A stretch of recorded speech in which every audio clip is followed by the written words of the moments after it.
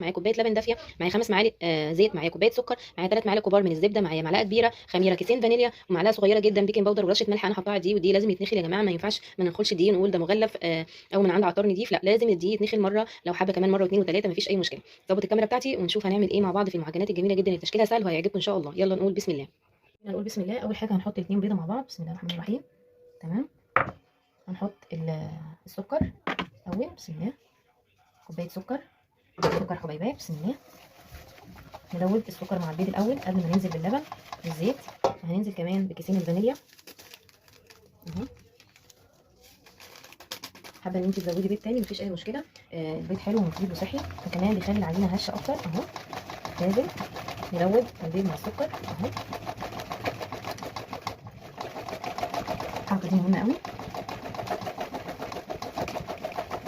كده. خلاص هننزل بالزيت بتاعنا، بسم الله. دول 5 معالق او ربع كوبايه زيت، بسم الله. لازم اللبن يكون دافي مش سخن، يعني صباعك يستحمله، حطي صباعك فيه كده يستحمله، بسم الله. حابه تخلي نصه لبن ونصه ميه مفيش اي مشكله.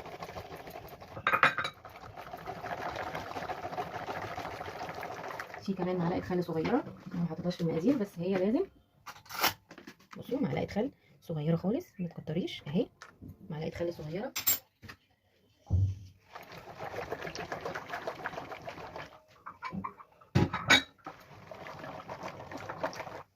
تمام كده خلاص. انا قلبت المقادير كلها مع بعض، هبتدي انزل بالدقيق بتاعي. تمام. انا هحط الخميره والبيكنج باودر على الدقيق واقلبهم مع بعض كده اهو. هبتدي انزل بسم الله بالدقيق بتاعي كله مره واحده مفيش اي مشكله. دي معجنات يعني مش بسكوت مثلا، مش حاجه لازم ننزل بالتدريج، لا عادي، بسم الله.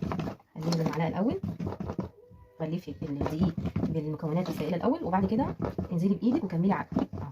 ممكن تحتاجي ميه او ممكن تزودي لبن حسب العجينه بتاعتك ما تشرب السوائل وتحتاج ميه قد ايه. تمام، لان كل دقيق بيختلف عن التاني اهو بالشكل ده.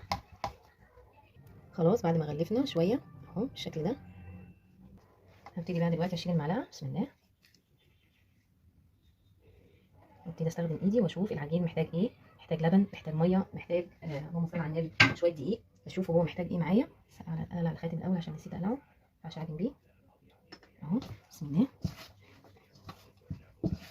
ما استعجلش في ان انا انزل السوائل كلها مره واحده، لا.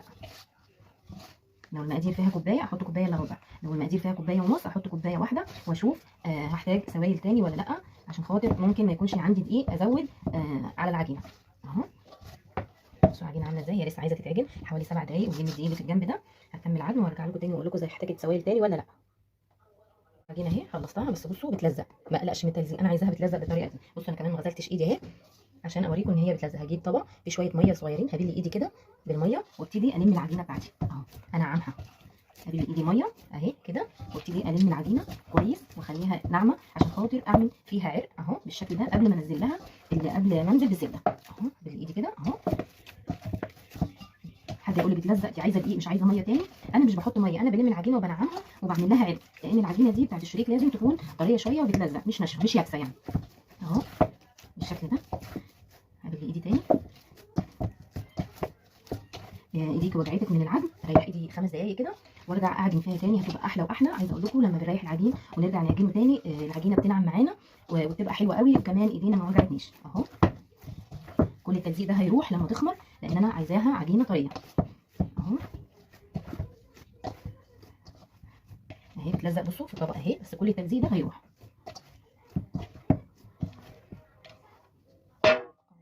بصوا اهي، بصوا العجينه لازم اربي فيها عرق. تمام. هبتدي دلوقتي انزل بالزبده. تمام، لازم تكون بدرجه حراره الغرفه. بصوا عامله ازاي اهي بالشكل ده. هبتدي انزل بيها على العجينه بتاعتي واعجن واسيبها تخمر. الجو طبعا ساقعه دلوقتي، هسيبها تخمر ساعه. تمام. عايزه اعجل يعني بالتخمير بتاعي عشان خاطر انا مستعجله عايزه اخلص. هجيب طبق فيه ميه دافيه، ميه دافيه بس كبير، واحط فيه الطبق بتاع العجين ده متغطي، بس الميه تكون ربع الحله اللي انا حاطه فيها، احط فيها ربع الميه بحيث ان الميه ما تجيش على العجين بتاعي.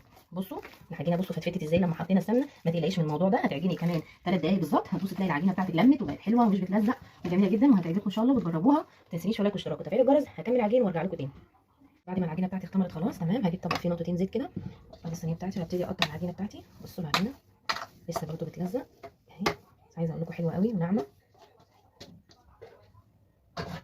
كده. العجينه اهي، خرج منها الهواء. الرخامه او الحاجه اللي انت هتقطعي عليها لازم تكون مدهونه زيت، تمام، عشان خاطر العجينه دي بتلزق فما تلزقش معاكي وتضايقك. هنبتدي نقطع العجينه كده قطعتين بالشكل ده. بسم الله. ادي ايدك زيت كده عشان خاطر تقدري تتحكمي في العجينه اهو كده. هنعمله رول كده بالشكل ده وهنبتدي نقطع العجينه. عندك ميزان اعملي بالميزان، ما عندكيش زي كده قطعي كده بالوايم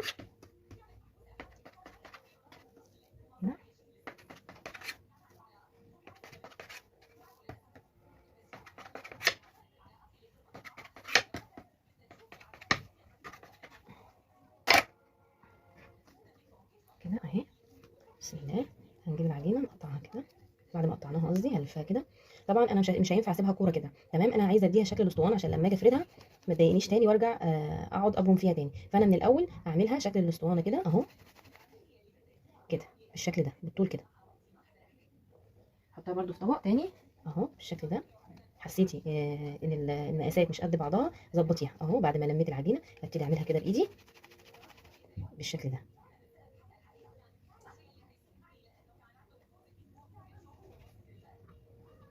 قطعه تاني، حسيت ان واحده اصغر من الثانيه ازودها حته عجين مفيش اي مشكله، وابتدي ابرم والف كده اهي اهو كده. اجيبهم كده. انا ما عنديش ميزان، انا بعمل بالوايم كده. حاسه ان قطعه اكبر من الثانيه ببتدي اقطع منها حته واخليهم قد بعض اهو بالشكل ده. هعمل الكميه كلها واقطع الكميه كلها بالطريقه دي واسيبها ترتاح كمان 10 دقايق، وبعد كده نرجع نشكلها مع بعض ونشوف هنعمل ايه. نشكل الشريط بتاعنا. بصوا هنجيب قطعه، اول قطعه ارتاحت معانا كده بالتدريج واحطها على الصينيه كده، ودهن ايدي دهنه زيت خفيفه خالص، وابتدي الف وابرم من جوه واطلع لبره. يعني شايفين حركات ايدي كده من جوه اهي، من نص العجينه كده واطلع بيها لبره اهو بالشكل ده اهو. بصوا بتكبر معانا ازاي، بتطول ازاي اهو. هو ده التشكيل بتاع الشريك اهو، ولا نشابه ولا اي حاجه. تشكيله سهل جدا زي البقسماط كده اهو بالشكل ده اهو. تعملي كده تمام اهو من جوه لبره، ونحاول نخلي كله سوا واحد، الطول بتاعه واحد بالشكل ده زي ما انتم شايفين في الصينيه. وابتدي اجيب اول قطعه الطرف بتاعها والفه كده دايره من هنا كده اهو زي ما انتم شايفين. وابتدي بصوا لفها سهل جدا. هجيب القطعه كده كده اهو كده، الفها كده ورا بعضه اهو. والقطعه اللي هي الطرف بتاع العجينه بتاعه اهو هجيبه واحطه من تحت كده والزقه بالشكل ده عشان خاطر ما يفكش. هي دي طريقه الشريك. نعمل كمان واحده مع بعض اهو. هجيب اللي بتاعي الاول اللي انا قطعته اول حاجه اهو بالشكل ده. ايدي طبعا فيها دهنه زيت، ممكن تعملي بايدك كده الاول اهو كده اهو بالشكل ده. تعملي كده وابتدي اعمل كده من جوه واطلع لبره اهو، من جوه واطلع لبره. وعيني شايفه لو في حته تخينه عن الثانيه ببتدي اظبطها كده اهو اهو اهو كده من جوه لبره. وايدي الثانيه اهي بصوا ثابته، ايدي الثانيه اهي ثابته في الطرف الاولاني كده اهو. ثبت ايدي دي وابتدي اعمل كده عشان خاطر العجينه ما تلمش معايا اهو. وهبتدي اول طرف اهو اهو، اول طرف هلفه كده اهو ثبته اهو. وهجيب بقى باقي العجينه اهي. بصوا تشكيلها سهل جدا جدا جدا جدا. والطرف العجينه اهو هجيبه كده واحطه اهو، احطه من تحت اهو كده واضغط عليه كده. ادي الشكل بتاعها اهو، هو ده الشريك اهو بالشكل ده. ونحاول على قد ما نقدر ان احنا نعمل كله قد بعضه عشان خاطر السوا في الصينيه يبقى مظبوط وكله يستوي مع بعضه، ما يبقاش فيه قطعه نيه عن الثانيه، لان بيبقى على حسب الحجم العجينه. تمام اهو. هكمل الفيديو بالطريقه دي اللي انا وريتها لكم بطريقه التشكيل دي، وبعد كده نرجع نشوف هنعمل ايه مع بعض على الوش بتاع الشريك بتاعنا. هندهنه ايه وندخله الفرن. بعد ما خلصت تشكيل الشريك بتاعي بالمنظر ده، شايفين شكله حلو ازاي؟ تمام. انا جايبه هنا شويه لبن صغيرين، معلقتين لبن كده، وهبتدي ادهن الوش لبن. حابه ان انت تدهني صفار بيض مع فانيليا وخل والكلام ده مفيش اي مشكله لو متوفر. انا ما عنديش بيض الصراحه، البيض انا حطيته في العجينه فما عنديش، فمتوفر لبن. لو مش متوفر لبن ولا بيض، بالبخاخه كده بالميه او بالفرشه وابتدي اعملي نفس الحركه دي برده، هيديكي شكله حلو برده احمر وذهبي كده وشكله جميل مفيش اي مشكله. احنا بنعمل الحركه دي عشان خاطر الحاجه اللي احنا هنحطها على وش الشريك تثبت ما تنزلش منها تمسك فيها يعني اهو بالشكل ده.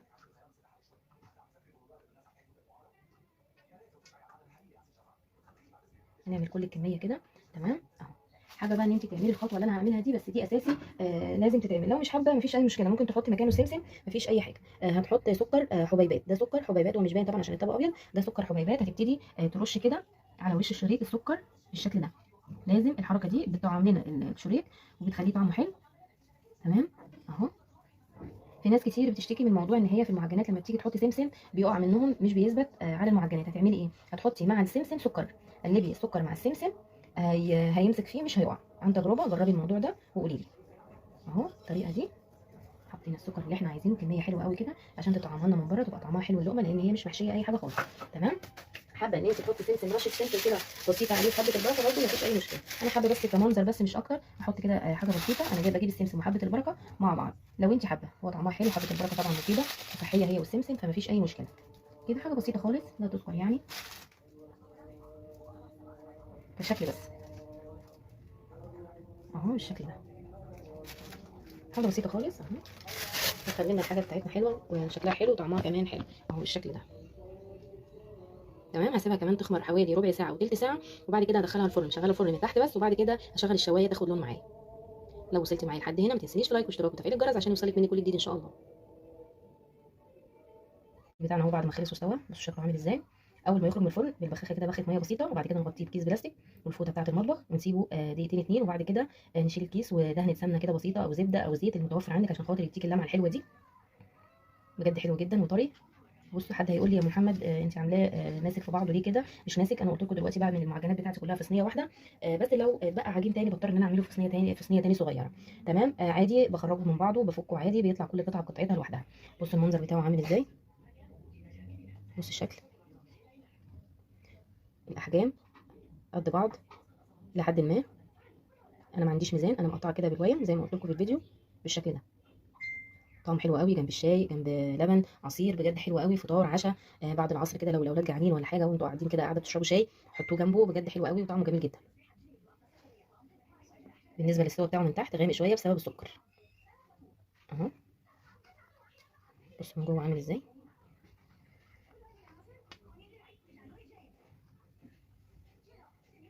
بجد طعمه حلو قوي هيعجبكم ان شاء الله.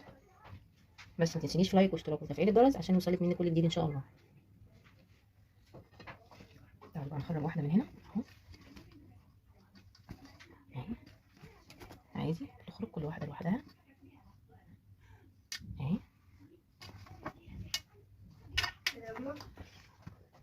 كده. بصوا عادي تخرجي كل واحده لوحدها اهي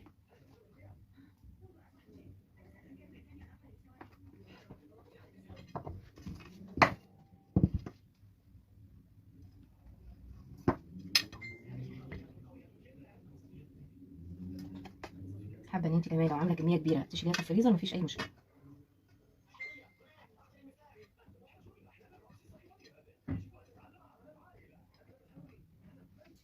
بالشكل ده.